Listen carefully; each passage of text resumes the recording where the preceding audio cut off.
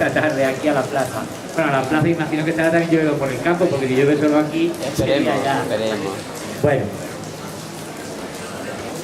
hoy vamos a hablar sobre la brecha de género, que Charo va a hacer la intervención un poco para comentarnos un poco en profundidad el informe que ha preparado la coordinadora estatal, pero previamente decir solamente una cosa sobre el proyecto paneuropeo de pensiones privadas. El producto paneuropeo de pensiones privadas.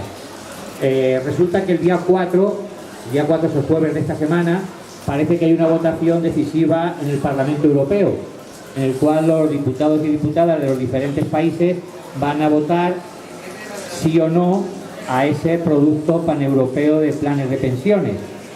Desde la coordinadora estatal se está intentando hacer, se está haciendo de hecho, mañana y pasado una ciberación, ya se le han escrito cartas anteriormente a los diputados, nosotros también mandamos desde Ciudad Real en su momento, y se les pide que voten en contra. Y se les pide que voten en contra porque el producto paneuropeo este de pensiones es un reglamento, no es una directiva. Y según las normas de funcionamiento de la Unión Europea, las directivas lo que hacen es señalar objetivos y luego los Estados miembros hacen su propia legislación para cumplir esos objetivos.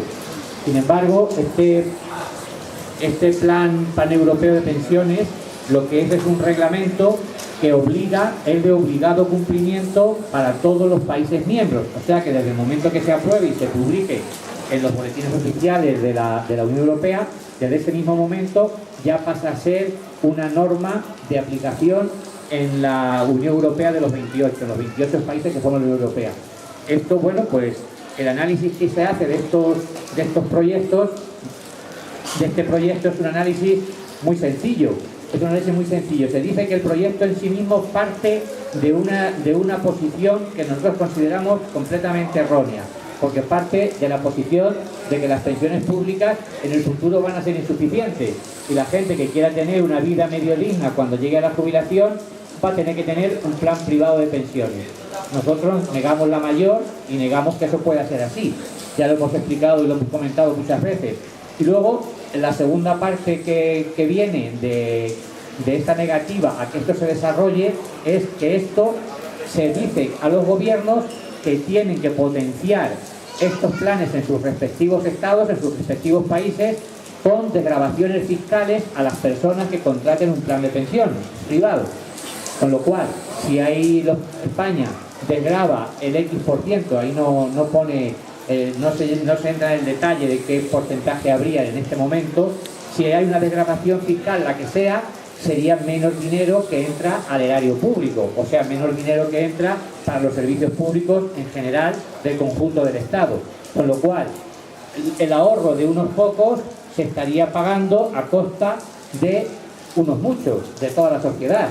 Por lo tanto, por eso la coordinadora estatal lo que está haciendo es rechazar estos planes, hacerle llegar a los diputados de los diferentes países con diferentes escritos en inglés, en francés, en alemán y en castellano, hacerles llegar el rechazo a estos planes de pensiones y la petición de que lo que hay que hacer es potenciar las pensiones públicas con buenos sueldos y con cotizaciones adecuadas, y al mismo tiempo con los impuestos reglamentarios que en cada país dictamine. En España ya sabemos, ya lo hemos dicho en otras ocasiones, que pagamos un 8% menos del Producto Interior Bruto en comparación con otros países de nuestra propia área europea en impuestos, lo cual nos dice que todavía se puede subir eso y ese dinero se podría destinar, entre otras cosas, a pensiones.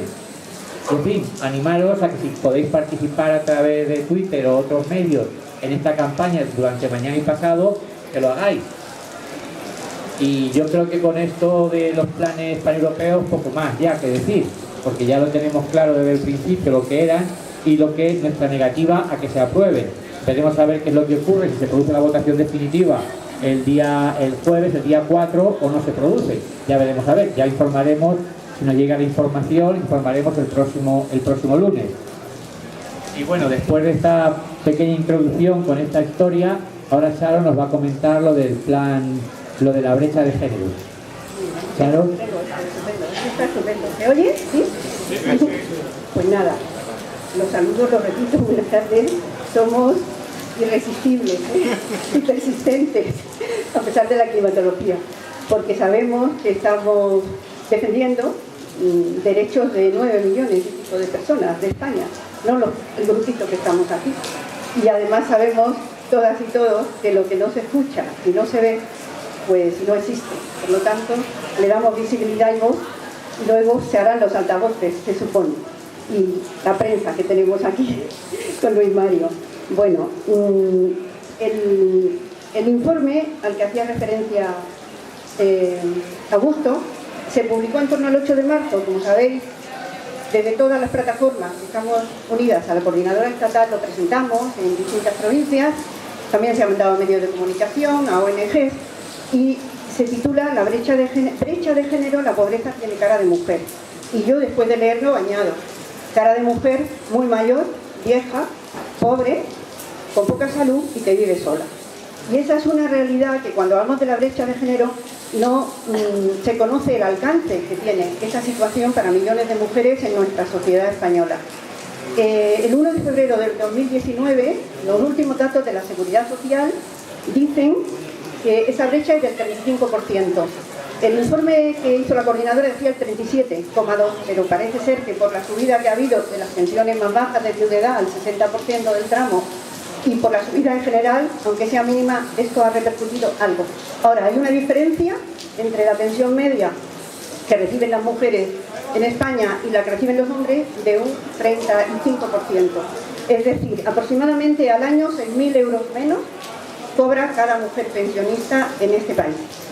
La media que se dice a 1 de febrero también de la Seguridad Social es que la media que cobran los varones es de 1.202 euros y las mujeres 781. Todos sabemos que por debajo de la media hay muchos números de personas, muchas mujeres y hombres que cobran menos, pero sobre todo las mujeres, menos de esa media. Durante la crisis económica, lo que dice el informe es que, si bien es cierto que se fueron alertando que todas las dificultades que iban a tener las pensiones con todas las reformas que se estaban haciendo del sistema público de pensiones y también de la ley laboral, de la reforma laboral, pues se estaba alertando, pero ninguno de esos pues, pensadores o pensadoras o analistas reflexionaron desde la perspectiva de género, es decir, contemplando cómo iba a incidir de manera específica estas reformas en las mujeres, puesto que las mujeres, las jubiladas hasta ahora en España, han tenido una trayectoria en toda su vida laboral, social y familiar muy diferente a la que han tenido los hombres. Nosotras, una gran mayoría de las mujeres, han trabajado en trabajos precarios, cotizando muy poco a la seguridad social, con muy pocas horas de cotización, con empleos de menor cuantía, menos valorados. Y además, muchísimas de esas pensionistas de España, como todos sabemos, en nuestra provincia, que es rural, sobre todo, han trabajado mucho en el campo, en concepto de ayuda familiar, han trabajado mucho en el servicio doméstico, viniendo del campo a las ciudades, han trabajado en economía sumergida, en la industria del textil, en muchos pueblos nuestros, y han trabajado en el calzado, que todavía parece que está sin cobertura social, economía sumergida. También están las empleadas del hogar, que no han tenido durante muchísimos años cobertura social de ningún tipo.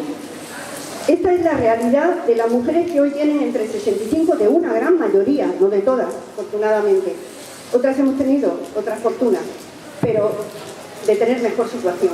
Pero la mayoría han tenido esa trayectoria, con lo cual, derivado de esa situación, ahora mismo tenemos más de 1 millón de mujeres que no cobran ninguna pensión. Solo tienen para ellas las migajas que el sistema le incrementa a los maridos como compensación por cónyuge. Cuando han trabajado mucho y han trabajado en el hogar, sobre todo, manteniendo el equilibrio social con tareas de cuidados de toda la familia, de enfermos, de menores, de personas discapacitadas, de hijos mayores con dificultades, que hubiese sido a lo largo de este tiempo, y tiene que ser, porque todavía no está solucionado, una obligación del Estado, para que no recaiga esa función exclusivamente a la mujer, antes culturalmente, por mandato social, culturalmente, y ahora por las dificultades de no tener servicios públicos gratuitos, que son, repito, y repite la coordinadora, una responsabilidad del Estado. Pues bien, el Parlamento Europeo también sacó una resolución en 2017 centrándose en esto, diciendo que la brecha de género en las pensiones es un reflejo de todas las discriminaciones que a lo largo de la vida tienen las mujeres y también para su carrera profesional, puesto que han sido y continúan siendo todavía cuidadoras, como repito y como sabemos, y todos los que tenéis o una cónyuge o una madre o una hermana sabemos de lo que hablamos, como han ido renunciando a su vida laboral por atender tareas que competen a toda la familia y sobre todo al Estado. Por eso las mujeres no se puede decir que no han trabajado, porque hay comentarios de este tipo. Es que claro, no cotizaron, ¿cómo van a cobrar ahora? Igual que yo, varón blanco, he trabajado mucho. Es que han trabajado. Además, han aportado, o hemos aportado, porque si una lo pasa mal, lo pasamos todas, hemos aportado el valor productivo y el valor reproductivo. Hay tanta dificultad para los hijos, pero somos las únicas que podemos aportar ese valor y que se nos vuelve en contra y se le está volviendo en contra en estos momentos, a principios del siglo XXI ya avanzado, a nuestras hijas, y si no paramos esto, a nuestras nietas. Pues bien, con ese aporte, sin remunerar y sin valorar por el Estado, socialmente y tristemente a veces por la propia familia, las mujeres ahora tienen esa situación al final de la vejez. Así se las ha penalizado el sistema que tenemos de cobro de pensión por trabajo asalariado. ¿Cuál es el alcance de esta situación? Algunos datos que nos reflejan, cuando hablamos de brechas de género, cuál es la realidad. Pues actualmente, según el 1 de febrero, la Seguridad Social dice que se pagan 9.707.000 pensiones. Que cobren las mujeres son, por una parte, por su trabajo, por rendimiento de trabajo, 2.300.846. Por viudedad, 2.177.500. Por viudedad los hombres cobran 183.500. Y por rendimiento de trabajo, 3.711.000. Si sumamos el total de todo tipo de pensiones cotizantes de la Seguridad Social, como también son, además, las de incapacidad permanente, las de orfandad, las de transmisión de familiares, etcétera, resulta que cuando hablamos de pensionistas, el problema es de los pensionistas, por supuesto, varones, pero de las pensionistas, sobre todo, porque el total son 5.011.590 mujeres las pensionistas, muchas más respecto a los 9 millones que se están pagando. Además están las no contributivas. El 71% de las pensiones no contributivas las cobran las mujeres, que son migajas, que están por debajo del umbral de la pobreza, entre 200 y 425 euros, lo que se cobra por una no contributiva.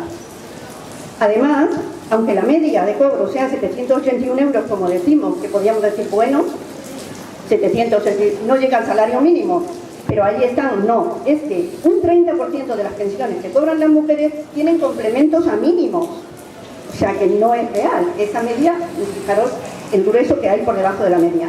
Más de 1.500.000 mujeres tienen pensiones por debajo de 500 euros y son el 65% de las pensionistas no contributivas, como he dicho antes. En el caso de la viudedad, la cuantía media de viudedad es de 725 euros para las mujeres, la media, pero hay muchísimos miles de mujeres que están cobrando por viudedad entre 600 y 650 euros. Ahora vengo con propuestas, algunas propuestas que voy metiendo que hace la coordinadora estatal, para ir paliando la situación, porque hay una brecha, pero que hay que ir viendo y planteando medidas para ir acortando esa brecha, hasta que haya servicios públicos, hasta que haya un reparto de responsabilidades familiares en el hogar, hasta que haya una valoración de la maternidad por los empresarios y empresarias no se vuelva en contra de las mujeres jóvenes. Hasta que llegue esa situación va a tardar y por lo tanto hay que ir visualizando cómo se corta esa brecha de género. Yo no sé si los sindicatos hablan de esto, no sé si vosotros y vosotras habéis oído algo. Yo oigo de la brecha de género, punto, general, ahí está el problema. Pero ¿cómo se soluciona? Pues el informe de la coordinadora dice, por ejemplo, propone, para las pensiones de viudedad, dado que el 92,37%, o sea, casi el 100% de las mujeres que cobran pensión de viudedad lo hacen solo tienen ese ingreso, no tienen otro ingreso por otro lado, y en cambio, del 3,8% de hombres que cobran pensión de viudedad, el 99% además tienen rendimientos de trabajo o rentas de otro tipo o tienen su propia pensión de jubilación. Con lo cual, lo que se propone es para hombres y para mujeres, pero sobre todo para las afectadas, que en los casos en que las mujeres solo perciban en la pensión de viudedad que dejó el fallecido, que le correspondía al fallecido, la cobre íntegra, la misma cantidad que hubiera cobrado el fallecido. Solo en esos casos, cuando tienen rendimientos de otro tipo, sería el porcentaje que está estipulado para este tipo. Eso es una solución fácil si un gobierno políticamente quiere, porque es acortar una brecha de una gran mayoría, de 5 millones, nada menos, 5.011.000 mujeres. Pero claro, las mujeres por su trayectoria cultural, la mayoría no protestan, por eso no están en las manifestaciones. ¿Dónde las vemos? En Bilbao, donde ha habido zona industrial, donde han trabajado más, donde tienen más conciencia de clase y de dificultad de género, etcétera, etcétera.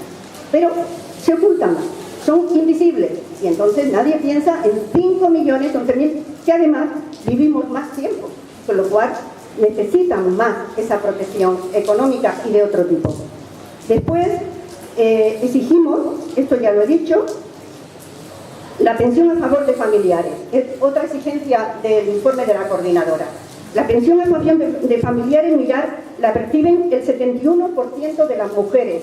Estas mujeres, muchas, dejaron su trabajo a los 50 años, porque el padre se ha puesto enfermo o la madre y necesita una ayuda especial porque tiene un hijo con problemas y no hay centros donde atenderlos y tiene que ser ella la que se hace cargo. Estas mujeres cobran ahora mismo pensiones, lo he dicho antes, entre 200 y 485 euros. Pues no, he dicho las no contributivas.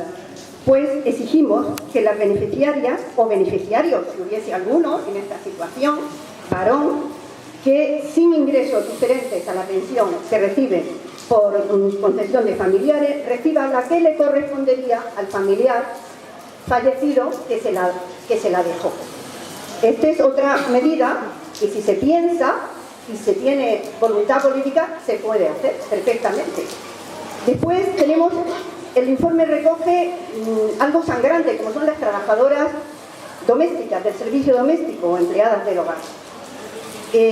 La discriminación de las trabajadoras del servicio doméstico o empleadas del hogar es anticonstitucional, porque no tienen los mismos derechos, estar en un régimen específico, teniendo diferentes derechos, o sea, menos, que los trabajadores por cuenta ajena, que recoge la Constitución española o el Estatuto de los Trabajadores. Esto no se puede seguir permitiendo en esta etapa del siglo XXI, no estamos en el XIX. Es un trabajo por cuenta ajena. ¿Por qué se ha retrasado en valorar ese trabajo cuando salió aquel régimen? Porque mucho tiempo, como decía antes, las abuelas y muchas madres de los pueblos han estado trabajando sin cobertura de ningún tipo y muchas horas.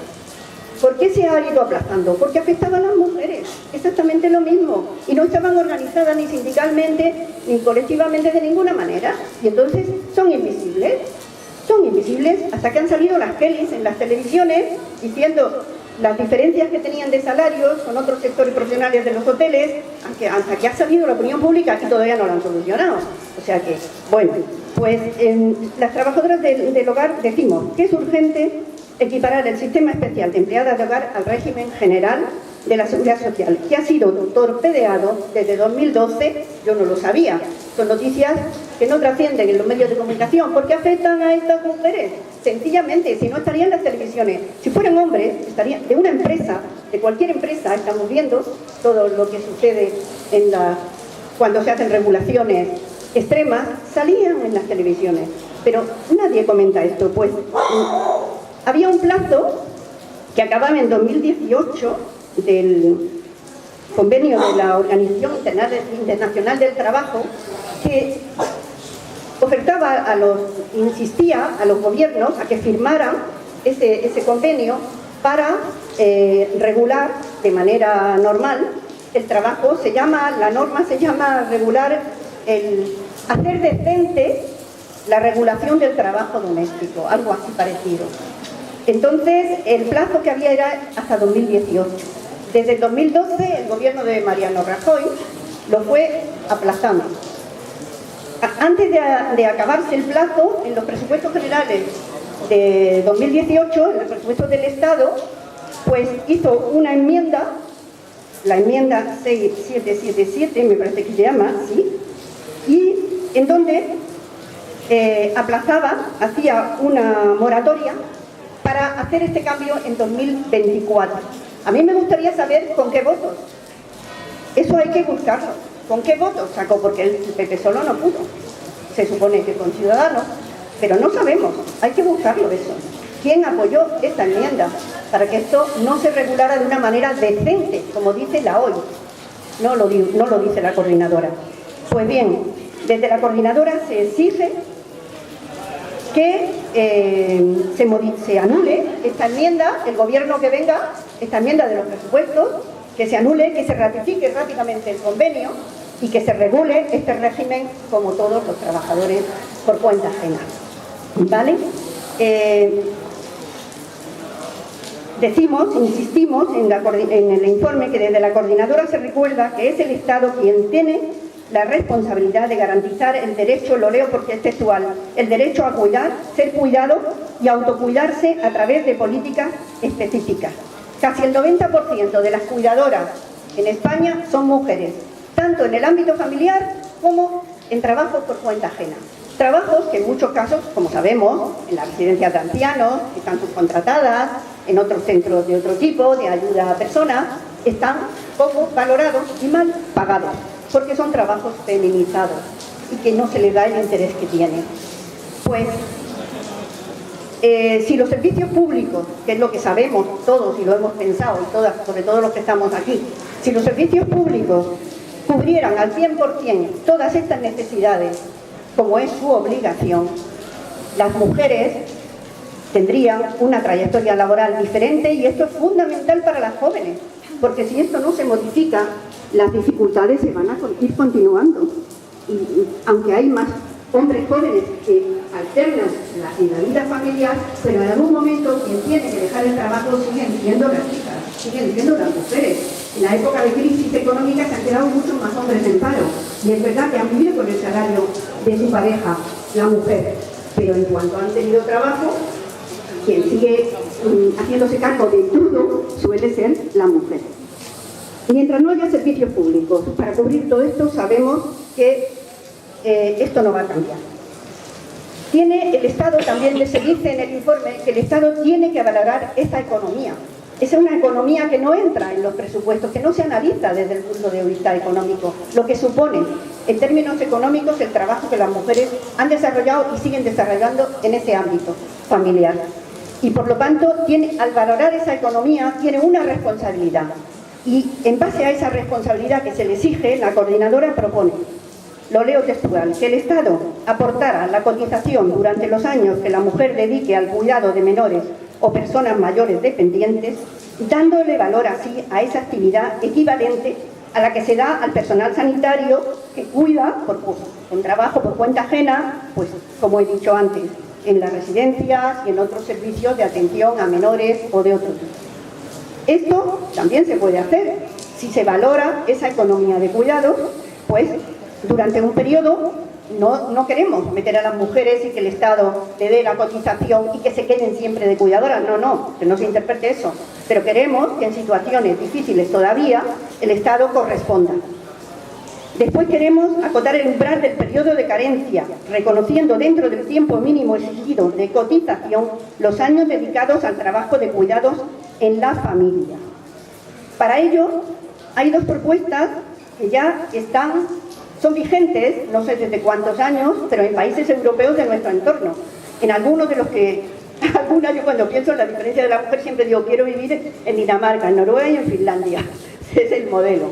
Pues en esos países, también en Francia, también en Reino Unido, también en Países Bajos, tienen un sistema que se llama compartir los ingresos, earning sharing, no sé cómo se pronuncia, y esto supone que la pareja comparte las contribuciones y los ingresos de manera que la cotización que efectúa cada miembro se comparte al 50% para que cuando llegue el momento de cobrar la pensión se considere como si tuvieran derechos individuales, entendiéndose así que la división del trabajo que hubiera entre ambos fue necesaria y merece el reconocimiento por igual, independientemente de que uno se dedicara más a las actividades productivas y el otro más a las domésticas. No se habla de todo el tiempo de la convivencia de la pareja, se refiere a las situaciones coyunturales que requiere o que no hay servicios adecuados o que es una situación límite que la pareja prefiere cuidar a la persona en su casa y el Estado lo comprende y lo valora.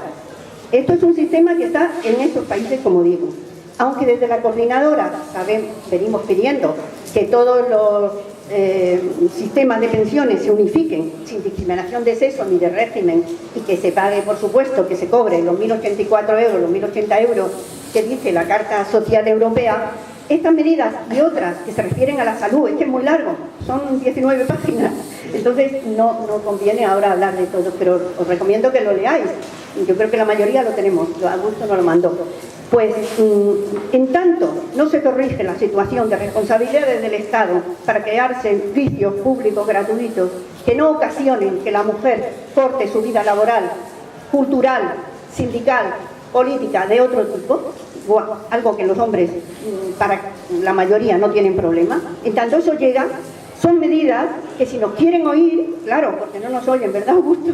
No quieren reunirse, pero si quieren reunirse con la comunidad estatal, no con la de Ciudad Real, con la estatal, que es la que tiene allí las personas expertas, se van dando ideas, porque a lo mejor dentro del Pacto de Toledo no hay personas, no hay ni sindicatos, ni la patronal, ni otros, que hacen propuestas de este tipo, y son ideas que tienen que llegar a los partidos políticos y deben saber escucharlas.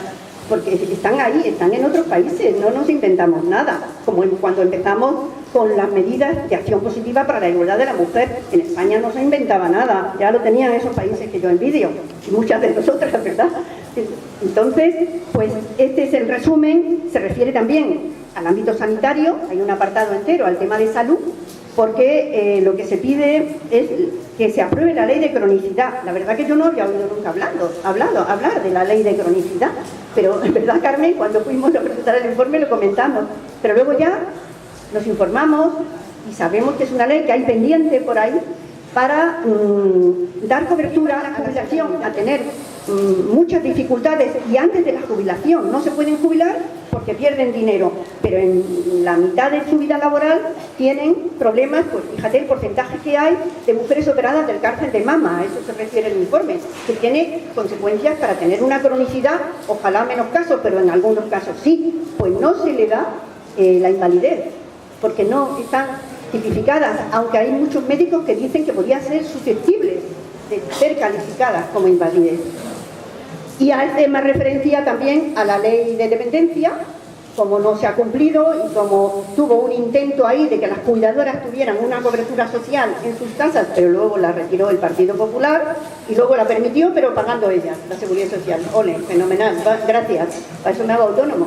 Total, que en resumen es esto, hay muchas más reivindicaciones, pero no es el momento, y yo creo que es bueno que se conozca sobre todo el alcance del número de mujeres que son las pensionistas de hoy. Creemos y sabemos todos que esto va a ir cambiando lentamente. Las próximas pensionistas de la próxima década habrán trabajado más, con sus dificultades también, pero algo menos quizá, y las siguientes también. Pero lo que tenemos es la realidad ahora, y si luchamos por ahora y por el futuro, esto es lo más grave que tenemos, porque son mayoría. ¿Vale?